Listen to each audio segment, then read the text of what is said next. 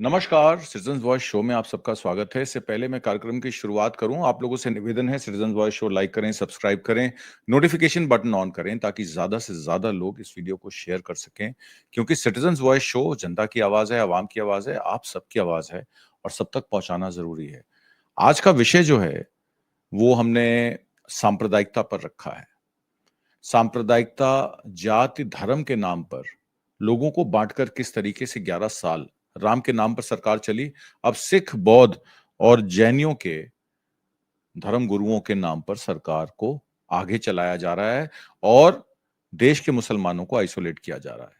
जैसे इजराइल में state of Jews है, वैसे हिंदुस्तान को स्टेट ऑफ हिंदूज या हिंदुत्व बनाया जा रहा है। इस पर एक गहन चर्चा होगी। संगत समूह की मैं आपको कुछ तस्वीरें दिखाता हूं। ये महगापुर की तस्वीरें हैं, उत्तर प्रदेश की, जहां पर गुरुचरण यात्रा चल रही है। इसके बारे में हमने पहले भी एक प्रोग्राम किया था। गुरुचरण यात्रा क्या है? गुरुचरण यात्रा में श्री गुरु गोविंद साहब और उनकी जो साहिब धर्मपत्नी थी, उनके जोड़ा साहब को दिल्ली से भेजा गया है। मोतीबाग गुरुद्वारे से पटना साहब की सैर कराई गई है और उसमें ये उत्तर प्रदेश में पीलीभीत, पूरनपुर, मैगापुर, लखीमपुर, सीतापुर होते हुए बनारस, जहां पर प्रधानमंत्री मोदी जी की पार्लियामेंट्री कॉन्स्टिट्यूंसी है, वहां से लेकर ये पटना साहिब पहुंचेगी 1 नवंबर को। और गुरुचरण यात्रा के नाम पर लोगों की वोट चोरी भी चल रही। बिहार एसआईआर में किस तरीके से 60 लाख वोट काटे गए, 21 लाख नए वोट डाले गए। अभी तक सुप्रीम कोर्ट के आदेश पर यह क्लियर नहीं किया है कि कितने आधार के बेसिस पर वो 65 लाख वोट में कितने वोट जो है इंक्लूड किए गए, आधार के बेसिस पर। और कल भी जो चीफ इलेक्शन कमिश्नर हैं ज्ञानेश गुप्ते, उन्होंने कहा कि आधार को हम प्रूफ ऑफ सिटीजनशिप या प्रूफ ऑफ बर्थ नहीं मान सकते। और उन्होंने 2003 की एसआईआर का हवाला दिया और एक अमेंडमेंट की बिहार एसआईआर के बाद कि 2003 और 2002 और 2003 और 2004 के बीच में जो उस समय पे इंटेंसिव रिवीजन हुई थी, उसमें जिन लोगों के वोट मौजूद हैं, जिनके माता पिता के वोट मौजूद हैं, उनको कोई डॉक्यूमेंट नहीं देना है, क्योंकि वो नागरिकता का चेक पहले ही हो चुका है। जब 2002, 3, 4 की जो इंटेंसिव रिवीजन की लिस्ट है उसको चेक किया गया तो ये पाया गया कि उसमें तो कोई नागरिकता का आधार डॉक्यूमेंट माना ही नहीं गया। जहां पे ईआरओज, इलेक्शन रिटर्निंग ऑफिसर्स या उनके असिस्टेंट्स लिस्ट बनाने गए थे, मेरे भी घर आए थे 2002-3 में, तो घर का मुखिया होते हुए जो मैंने लिस्ट उनको दे दी, उन्होंने स्वीकार कर ली, उन्होंने कोई डॉक्यूमेंट नहीं मांगा। तो 2003 को आधार रख के अगर आप ये कह रहे हैं कि आपने डॉक्यूमेंट्स उस समय चेक किए थे, तो क्या डॉक्यूमेंट्स चेक हुए थे, उसकी गाइडलाइंस तो दिखाइए। चलिए, आपने 2003 के जो एसआईआर की लिस्ट थी उनको वो दे दिया, तो उसके बाद अब आप आधार को मानने को तैयार नहीं है। और 12 स्टेट्स में एसआईआर कराने का मतलब क्या है? एक तरफ तो आप गुरुचरण यात्रा निकाल रहे हैं, लखीमपुर से होके, वही लखीमपुर जहां अजय मिश्रा टैनी के बेटे मोनू मिश्रा ने 4 किसानों की हत्या की थी, एक मीडिया कर्मी को मार दिया था, 5 लोगों की हत्या की थी थार के नीचे। यही एक मामला गुना मध्य प्रदेश में भी आया है, जिसमें एक भूमाफिया ने एक किसान की, निहत्थे किसान की, वो खेत जा रहा था अपनी बीवी के साथ, उसकी भी थार चढ़ा के उसकी हत्या कर दी, उसकी बेटी के कपड़े फाड़े। ये है चाल चरित्र और चेहरा। अब बात यह आ जाती है कि मध्य प्रदेश के गुना में बीजेपी नेता महेंद्र नागर और उनके परिवार के कुछ महिलाओं को, 14 लोगों को करीब गिरफ्तार किया गया है। क्या उन पर होगा? मोनू मिश्रा टैनी तो दिवाली की छुट्टियां मना रहे हैं अपने पिताजी के साथ, तो कुछ दिनों बाद ये भी छूट जाएंगे। इनको पता है महेंद्र नागर को, कुछ दिन हल्ला मचेगा, उसके बाद कोर्ट से बेल मिल जाएगी। सैया भय कोतवाल तो डर काहे का। बीजेपी सरकार का चहेता महेंद्र नागर एक कुख्यात भूमाफिया है। बीजेपी के लोग किसानों, गरीबों और कमजोरों को कीड़े मकोड़े की तरह समझते हैं, गरीबों को उनकी जमीन और अधिकार छीन लेते हैं। और जैसे राम के नाम पर 11 साल सरकार चली, अब सिख, बौद्ध और जैन समुदाय के लोगों की बारी है। उनके धर्म गुरुओं की यात्राएं निकाल निकाल कर वो ये सब कर रहे हैं। इस पर चर्चा करने के लिए हमारे साथ दया सिंह जी मौजूद हैं। बहुत बहुत स्वागत है दया सिंह जी आपका। और सत श्री अकाल। सत श्री अकाल। और मेरा पहला विषय, आपने गुरुचरण यात्रा पर हमारे साथ एक प्रोग्राम किया था जिसपे काफी लोगों ने उसको देखा और ये भी कहा कि ये बिल्कुल सही बात है कि वस्तु पूजा हमारे या किसी ऑब्जेक्ट को लेकर उनको गुरुओं से जोड़ना, ये हमारे धर्म ग्रंथ में नहीं है, श्री गुरु ग्रंथ साहब में इसकी कोई व्याख्या नहीं। और जो 350वां साल शहीदी गुरपुरब का है, गुरु तेग बहादुर जी का मार्टरडम है, उसको उत्तर प्रदेश की सरकार, महाराष्ट्र की सरकार, जहां जहां डबल इंजन की सरकार है, मध्य प्रदेश की सरकार ऐसे दिखा रही है कि गुरु तेग बहादुर तो हिंदुओं की रक्षा करने के लिए मुगलों से भिड़ गए, यानी कि मुसलमानों से भिड़ गए। एक तरीके से गुरु तेग बहादुर को ऑब्जेक्टिफाई किया जा रहा है कि वो मुगलों के खिलाफ लड़े हिंदुओं को बचाने के लिए, और उन्होंने अपना शीश दे दिया। गुरुचरण यात्रा तो पटना साहब जा रही है। एक शीशगंज से शीशगंज की यात्रा एक और यात्रा है जिसके बारे में मैं आपसे समझना चाहता हूं कि भाई जेठा जी, जो गुरु शीश मार्ग यात्रा, जिसमें आप शीशगंज टू शीशगंज, जिसमें बागपत होते हुए ये यात्रा जो आनंदपुर साहब में कल्मिनेट होगी शीशगंज गुरुद्वारा चांदनी चौक से, ये इसके बारे में आप जरा विस्तार से बताइए, और ये गुरुचरण यात्रा के पीछे का उद्देश्य भारतीय जनता पार्टी का क्या है, ये जरा समझाइए। आतमजीत जी, आपने बहुत मौजूद सवाल उठाया है और आज ये बहुत जरूरी है। जब तक ये बात चर्चा में ना हो, एक बात हमें समझ लेनी चाहिए कि सिखों को भी इन्होंने हिंदू मान लिया, और आर्टिकल 25 में जिसका विरोध सिखों में शुरू से ही रहा कि उन्होंने कहा कि Hindu includes both Jain and Sikh, इसका विरोध भी रहा क्योंकि सिख अपने आप को हिंदू तो मानता नहीं। और गुरु नानक ने हिंदू शब्द की परिभाषा भी कर दी, हिंदू वो है जो जातिवाद को और मूर्ति पूजक है। सिख ना तो जातिवाद और ना ही मूर्ति पूजक है, इसलिए उसको उसमें रखा नहीं जा सकता। पर जो बात आपने गुरु तेग बहादुर साहब के कारण बताई, तो मैं एक बात समझ लेनी चाहिए इस देश को कि मुगल सल्तनत हो, तुगलक हो, लोधी हो, खिलजी वंश हो, तो उसमें जो अपर कास्ट हिंदू था, ब्राह्मण, वैश्य और राजपूत, ये मुगल सल्तनत सत्ता के साथ खड़ा रहा, चाहे वो तुगलक वंश की हो, चाहे खिलजी वंश की हो, चाहे लोधी वंश की हो, और चाहे मुगल वंश की हो। हिंदू दो धाराओं में बटा था। एक हिंदू धारा वो थी जो अपर कास्ट थी, जिसको जनेऊ और तिलक और ये सारा मंदिर और सारा काम करने का अधिकार था। वो तो सत्ता के साथ चली गई, वो सत्ता के साथ ही खड़ी है। चाहे बीरबल हो, चाहे टोडरमल हो, ये सारे के सारे नवरत्न, चाहे तानसेन हो, ये सारे ही मुगलों के नवरत्नों में रहे। तो मेरा ये कहना है कि जब सत्ता में आप बैठे थे तो दूसरा था शोषित वर्ग, जिसको ना आप मंदिर जाने देते थे, ना जनेऊ का अधिकार था उसको, ना केस रखने का अधिकार था, उसको कोई अधिकार ही नहीं था। उसको तो आपने दबा कर रखा हो गया और उसको खत्रिया दा धर्म छोड़िया। तो ये बात जो गुरु नानक ने एक आशा दीवार में हम रोज पढ़ते हैं, रोज गुरुद्वारों में पढ़ा जाता है, वो मैं आपके सामने रख देता हूँ। वो कहते हैं जोग शब्दंग, ज्ञान शब्दंग, वेद शब्दंग, ब्राह्मण, खत्री शब्दंग, सूर शब्दंग, शूद्र शब्दंग, प्राकृत है, सर्व शब्दंग एक शब्दंग, जेको जाने भयो, नानक ताका दास है सोई निरंजन दे।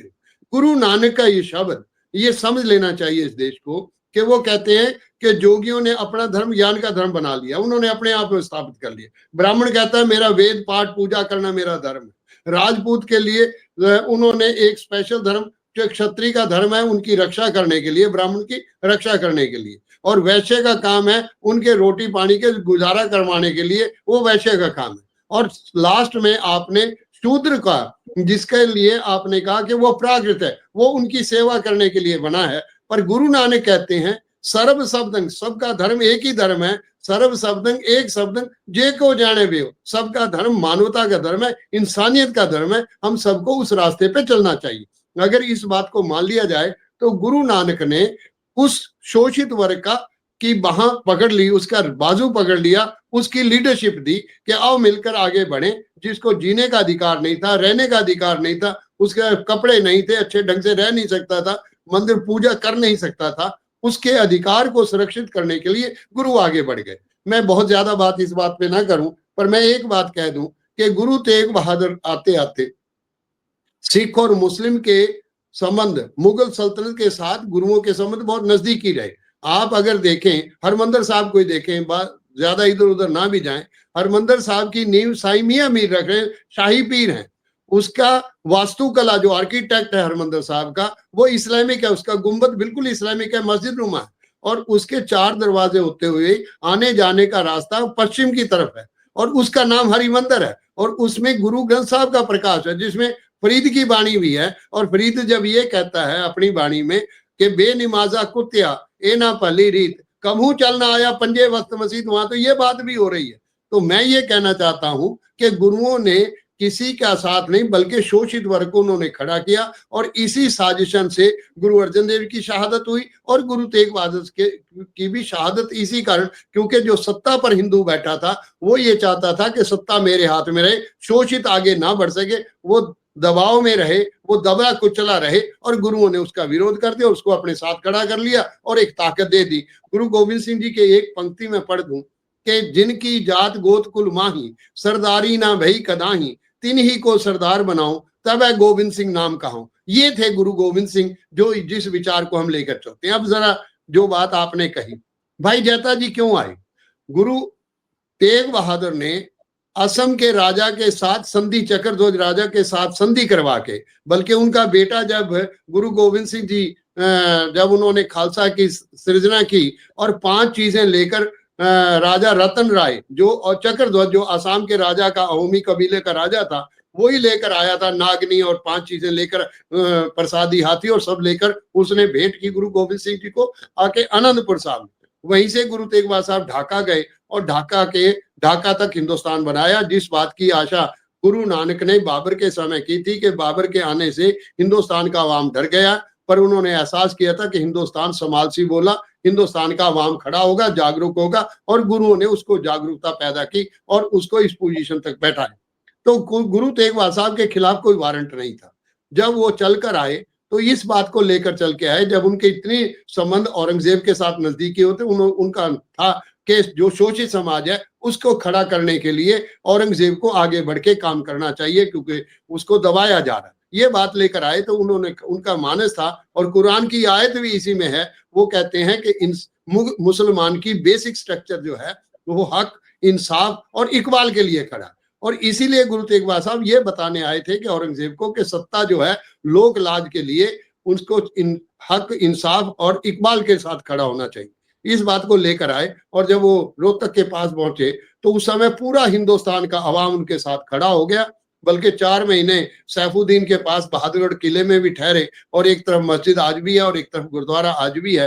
तो मेरा ये कहना था कि गुरुओं तब उन्होंने जब यहाँ आकर उनके खिलाफ बगावत का मुकदमा दाखिल करवा दिया गया, जिसने भी साजिशन, सवाल तो उस साजिश का होना चाहिए था कि साजिश किसने की।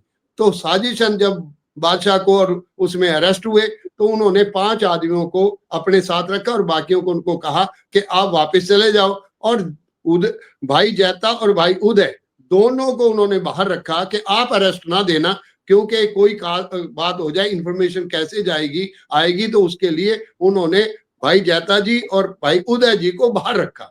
तो जब ये अरेस्ट हुए और आगरा तक गए और आगरा से वापस आए, और जो भी हालात बने और जो बगावत के मुकदमे जो भी सरकार का या उस समय की मुगल सल्तनत के कानून होंगे उसमें उन्होंने शहादत दी। पर एक बात देखने वाली है कि लखी शाह वणजारा औरंगजेब का शाही कॉन्ट्रैक्टर था, सारा मटेरियल सप्लाई करने वाला मक्खन शाह लखी शाह वणजारा था। उन्होंने गुरु तेग बहादुर साहब के शरीर का संस्कार बाकायदा गुरुद्वारा रकाबगंज, जिसको रायसीना हिल कहते थे, वहां किया, और शीश के लिए उन्होंने भाई जैता की ड्यूटी लगाई कि आप शीश को लेकर आनंदपुर साहब में जाएं, ताकि आनंदपुर साहब में, क्योंकि गुरु तेग बहादुर साहब का, क्योंकि आनंदगढ़ किला भी वही है तो सारा कुछ है, तो इसलिए उनका संस्कार वहां, शीश का संस्कार वहां करें, जो आपने दिखाया नक्शे में भी।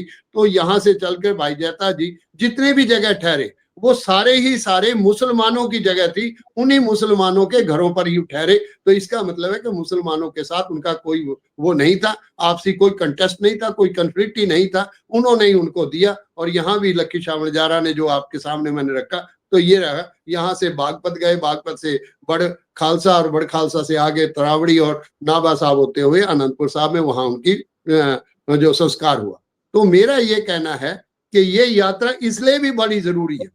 जो बात मुझे ये चिंता थी, जिस बात को आपने अपने परिवेश में बताया भी है, और उसमें बहुत जरूरी था कि जब मैंने सलमान खुर्शीद जी से और मोहम्मद अदीब जी से बात की, क्योंकि गुरु तेग बहादुर साहब की शहादत का क्यों ना पूरे का पूरा कारण औरंगजेब का नाम लेकर मुसलमानों को निशाने पर लिया जाएगा। तो इसका कोई रास्ता आना चाहिए कि हमें सच की आवाज को बुलंद करना चाहिए लोगों। अभी आपने एक और बात कह दी बीच में कि ये जोड़े जो हैं उनका जो चरण पादुका जो लेकर ये गए हैं, मैं इनसे पूछना चाहता हूं, मैं मंत्री जी से पूछना चाहता हूं कि आपने कौन सा ये रास्ता चुना है कि साहब हो गए, मतलब है गुरु ग्रंथ साहब तो साहब हैं, गुरु साहिबान तो साहिब हैं, तो ये जोड़े भी और जूते भी साहब होने लगे, ये कौन सा अर्थ आपने नया पेश किया है? मेरे को तो ये लगता है कि शायद आप उनके कहीं निरादर तो नहीं कर रहे, साहेब कह के कहीं वो गुरु ग्रंथ साहब जी का ही निरादर तो नहीं कर रहे, ये तो आदमी को सोचना चाहिए।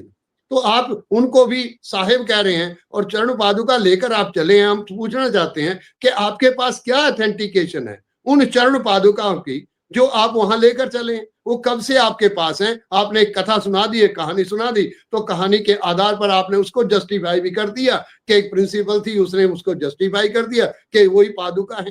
तो मैं समझ से परे है। और तीसरी बात सबसे जिसका मुझे चिंता थी, और वो ही मुझे जो आपने अभी एक दिखाया कि किस ढंग से मुस्लिम के खिलाफ एक किस्म का आंदोलन खड़ा किया जा रहा है। नाम गुरु तेग बहादुर साहब का लिया जा रहा है, नाम सिख गुरुओं का लिया जा रहा है। शायद सिख भी ये समझ नहीं पा रहे कि उनका आधार बनाकर क्या आप देश में मैसेज देना चाहते हैं, क्या सिखों के खिलाफ एक आंदोलन खड़ा करना चाहते हैं? ये मैं पूछना चाहता हूँ। और पटना साहब में जाकर क्या होगा कि आप बिहार का इलेक्शन आप जीते या हारे, हमारा कोई इलेक्शन से लेना देना नहीं है। ना ही हम ये कह रहे हैं कि आप इसको वोट डाल दो या इसको वोट डाल दो, ये तो लोगों पर है, लोग जिसको चाहेंगे वो वोट डाल देंगे। पर आपसे हम पूछना चाहते हैं कि सरकार से हम पूछना चाहते हैं, ये कौन सा रास्ता आपने अपनाया कि आप उसको पटना साहब, अगर आपने ले ही जाना था कि अगर जैता भाई जैता जी गुरु तेग बहादुर साहब का शीश वहां अनंतपुर साहब जा रहे हैं और कर्म स्थली जो है गुरु गोविंद सिंह जी की वो पंजाब रही है, तो मैं आपसे ही पूछना चाहता हूं कि आप इनको चरण पादुकाओं को तो अनंतपुर साहब करने लेके गए, आपको बजाय के पटना साहब ले जाने के किसने ही आपको सलाह दे दी? और कौन आपके सलाहकार थे? और कौन ये सरकार को समझा रहा है? मुझे तो ये दर्द है कि इस हालात में जो लगा, तो मैं समझता हूं कि ये भाई जैता जी की जो यात्रा है, जिस बात पर शीशगंज से शीशगंज जो यात्रा जा रही है, मैं समझता हूं कि पूरे आवाम को आज इसके साथ खड़ा होना चाहिए। 31 अक्टूबर को गुरुद्वारा शीशगंज साहब से ये आरंभ होगी। ये है सच्चाई, ये है रास्ता कि फिर वो जाके रुके भी मुसलमानों के घर। यहां भी मुसलमान तो औरंगजेब को जो जालिम कहते हैं, मैं तो पूछना चाहता हूं कि कौन सा जालमाना काम गुरु तेग बहादुर साहब की शहादत से पहले एक भी कोई जालमाना काम औरंगजेब का मुझे बता दें कि उसने ये जालमाना काम किया। बल्कि ये क्यों नहीं मानते कि गुरु गोविंद सिंह जी महाराज के चारों साहिबजादे शहीद हो गए, साजिशन शहीद हुए। मैंने पिछले उसमें आपके सामने मैं बिल्कुल पेश कर दिया था कि समय ज्यादा ना लूं। तो औरंगाबाद में औरंगजेब औरंगाबाद में थे और औरंगाबाद में ही भाई दया सिंह और भाई धर्म सिंह को भेजा, और भाई धर्म सिंह और दया सिंह वो जो जफरनामा लेकर गुरु गोविंद सिंह जी ने जब औरंगजेब को बताया कि क्या इस्लाम यही था जो इसके लिए तुम करना चाह रहे थे, तो ये जब बात उसको औरंगजेब को वहां पता लगी तो उनको बड़ी शौक को लगा और वो 10 दिन भी जी नहीं सके और औरंगाबाद में ही उनका देहांत हो गया। तो मैं समझा, और वो चाहते थे कि मेरी गुरु गोविंद सिंह जी के साथ, और उन्होंने भाई दया सिंह और धर्म सिंह को कहा कि आप जाएं और उनको मैं आमंत्रित दिल्ली में करता हूं और दिल्ली में मैं उनसे बातचीत, अगर मेरे से गलती हुई तो मैं माफी मांगूंगा। तो इसका मतलब है कि एक रास्ता इवन गुरु गोविंद सिंह जी महाराज का जो अंतिम समय है वो जो हजूर साहब है वहां हुआ, और वहां उसके ऊपर जो वजीद खान ने 2 गुप्तचर भेजे थे, उन्होंने उनके ऊपर हमला किया, उनसे उनके ऊपर उनका शरीर घायल हुआ। और डॉक्टर भी बहादुर शाह ने, बादशाह का उस समय जो बादशाह गद्दी पर बैठे थे, बहादुर शाह ने ही अपना डॉक्टर, निजी तौर पर डॉक्टर वहां भेजा ताकि उनकी सेवा सुरक्षा हो। तो इन संबंधों को आपको लोगों के सामने पेश करना चाहिए। ये थे हमारे संबंध मुगल सल्तनत के साथ, और ये आपके संबंध थे मुगल सल्तनत के। जो आज आप कर रहे हैं वो वही काम कर रहे हैं जो उस समय गुरुओं ने उनके साथ खड़े होकर, उनकी शोषित समाज के साथ खड़े हुए। आज फिर वही का वही रास्ता, चाहे योगी जी हो चाहे कोई भी हो, जो उत्तर प्रदेश। मैं तो इनसे पूछना चाहता हूं कि आप शहरों के नाम, कस्बों के नाम, सड़क के नाम जो उनके साथ है उनको बदलना चाहते हैं। मैं आपसे पूछ लूं, क्या सिख इतिहास को भी आप खत्म करना चाहते हैं? एक तरफ तो चरण पादुका लेकर इतनी दूर जाना चाहते हैं, उस तरफ बाबर से लेकर औरंगजेब तक, गुरु नानक से लेकर गुरु गोविंद सिंह तक हमारी समकालीन है, हमारे खट्टे मीठे संबंध रहे हैं, बहुत नजदीकी संबंध में रहे हैं। गुरु हरगोबिंद साहब जी महाराज जहांगीर के साथ आप इकट्ठे रहे। तो मैं ये समझना चाहता हूं कि ये रास्ता जो आपने खोला ये बहुत खतरनाक है, ये देश के लिए भी खतरनाक है और सिखों के लिए, सिखों के मनों में कितना दर्द होगा आज, तो वो दर्द आपको समझना चाहिए। इस तरह की कथा कहानियां बनाकर, इस तरह के हालात पैदा करके उससे कुछ नहीं लगेगा। मैं तो आवाहन करता हूं आपके माध्यम से कि ये जो 31 अक्टूबर की जो यात्रा है, ये है श्रेष्ठ यात्रा जो गुरु तेग बहादुर साहब को सच्ची श्रद्धांजलि होगी कि एक तरफ गुरुद्वारा रकाबगंज में उनका शरीर का संस्कार किया जा रहा हो, दिल्ली में किया। अगर औरंगजेब इतना ही जालिम था तो क्यों करने देता? उसका क्या लखी शाह वनजारा जिसने किया, क्या उसके खिलाफ फिर वारंट इश्यू कर दिए थे औरंगजेब ने? या कोई ऐसा काम किया था? तो वो तो फिर बाद में भी रहा। तो इसका मतलब ये कि ये बात तो इवन आज भी गुरुद्वारा शीशगंज चांदनी चौक जो भाई मतीदास चौक है उसके साथ ही बिल्कुल सुनहरी मस्जिद है। आज तक मुझे कोई बता दे कि लखी गुरु सिखों और मुसलमानों के बीच में सुनहरी मस्जिद और इसके बीच में शीशगंज बीच में कोई झगड़ा हुआ हो। बल्कि कोतवाली जहां गुरु तेग बहादुर साहब को रखा गया तो वो कोतवाली भी सिखों को ही दे दी गई। तो मैं समझता हूं कि इन बातों को समझना चाहिए। और आज तो जो बाबरी मस्जिद, ये जो लोग कह रहे हैं कि मस्जिदों को मंदिर बना दिए, जब सत्ता में आप बैठे थे, सत्ता में तो आप ही बैठे थे, सत्ता में तो वही ब्राह्मण बैठा था, राजपूत बैठा था और वही वैश्य बैठा था। आज उनको कहां से पता लग गया कि मंदिरों को तोड़कर मस्जिदें बनाई जा रही हैं? इसका मतलब जो इतिहास के आपने उसी तरह की साजिशन इतिहास आप लिखना चाहते हैं जो आज आप इतिहास लिख रहे हैं। मेरी अपेक्षा और अपील है सरकार से भी और सबसे भी और सिखों से भी अपील है, इस समय जरूरत है सिख इतिहास को दोबारा से छानबीन करने की, समझने की, और ये उसी तरह के वृतांत ना रचे जाएं जो आज तक के वृतांत रचे जा रहे हैं। मुझे खुशी है और ये मैं फिर अपील करता हूं कि 31 अक्टूबर को 6 बजे गुरुद्वारा शीशगंज साहब से ये यात्रा चलेगी। इस यात्रा का आयोजन केंद्रीय सिंह सभा ने और मिलकर किया और ये जाके बागपत और होते हुए वहां शीशगंज 2 तारीख को इसका समापन गुरु गोविंद सिंह जी महाराज के उसी स्थान पर और उन्हीं के द्वारा जो संस्कार की जगह है शीशगंज वहां कर किया जाएगा। ये मैं आपसे कहना चाहता हूँ। बिल्कुल ठीक है। और 31 अक्टूबर सुबह 6 बजे यात्रा चलेगी और भाई जेठा जी का जो यात्रा ये बागपत होते हुए अनंतपुर साहब जाएगी, हरियाणा होते हुए। ये उन्हीं मुसलमानों के गांव हैं जिन्होंने उनको सपोर्ट किया और उनके पार्थिव शरीर को या उनके जो उनका जो बचा था अवशेष शीश था, अवशेष थे, उनको लेकर वो वहां से गए। तो अगर वहां के उस समय के मुसलमानों का सपोर्ट नहीं होता तो ये शायद अनंतपुर साहब उनके अवशेष पहुंचते भी नहीं। ये बताना बहुत जरूरी है। और दूसरी बात, श्री अनंतपुर साहब के ही मालविंदर कंग मेंबर पार्लियामेंट हैं, उन्होंने एक छोटी सी परमिशन मांगी थी पंजाब यूनिवर्सिटी के वाइस चांसलर से। आजकल यूनिवर्सिटियों के वाइस चांसलर्स भी जो हैं वो गवर्नर के अधीन हो चुके हैं। उन्होंने कहा था कि स्टूडेंट ऑर्गेनाइजेशन को एक सेमिनार जो 350 साल आप मना रहे हैं मार्टिरडम का, गुरु तेग बहादुर जी का, उसके लिए एक सेमिनार करने के लिए पंजाब यूनिवर्सिटी वाइस चांसलर से उन्होंने अर्ज किया। उन्होंने परमिशन डिनाई कर दी। पंजाब यूनिवर्सिटी के वीसी ने परमिशन डिनाई कर दी, ये कह के कि पहले शहीद भाई जसवंत सिंह खालरा की फोटोग्राफ को स्टूडेंट काउंसिल ऑफिस से हटाया जाए। तो ये पॉलिटिक्स हो रही है चंडीगढ़ और पंजाब में। अनंतपुर साहब की मैं खबर आपको मैं एक बात आपके बाकी बात से इसे मुझे एक बात से ध्यान में आई। आप एक देखें, इस देश के क्या 1984 हुआ, 1984 के पीछे का सच क्या था सिख ये भी समझने के लिए तैयार नहीं हुए। ब्लू स्टार ऑपरेशन, अडवाणी ने ये मान लिया कि ब्लू स्टार ऑपरेशन हमारे प्रेशर से हुआ, इंदिरा गांधी और ब्लू स्टार ऑपरेशन नहीं करना चाहती थी।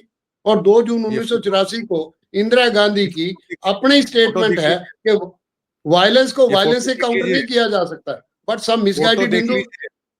हाँ मैं देख रहा हूँ, यही है बिल्कुल। अडवाणी अटल भी साथ में है जो ये बात कर रहे हैं, जो इनको देख लेना चाहिए। तो मेरा ये कहना था कि ये जो और फिर उसी कांग्रेस ने मनमोहन सिंह पर विश्वास किया और 145 का आंकड़ा था कांग्रेस के पास 2004 में। वो मनमोहन सिंह को, और मनमोहन सिंह ने वो उद्गार पेश किया, मैं समझता हूं कि देश का एक ऐसा पहला प्रधानमंत्री 75 साल में मैंने देखा कि जिसने माफी मांगी 1984 की, ऑन द पटल ऑफ द हाउस माफी मांगी उन्होंने, सदन के पटल पर माफी मांगी और सिख उनके साथ हो गए। और वही 145 और सच्चर कमेटी बनाने से मुस्लिम भी उनके साथ, जो आहत थे 1992 में, वो भी उनके साथ आ गए।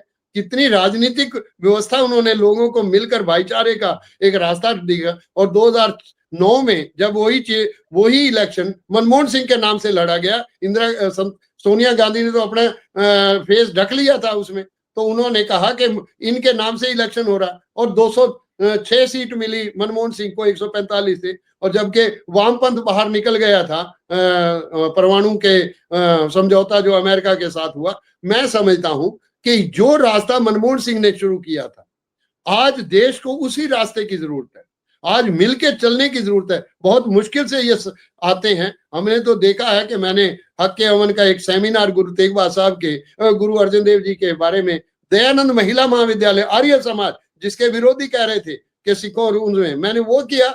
श्रोमणी कमेटी भी हमारे साथ थी।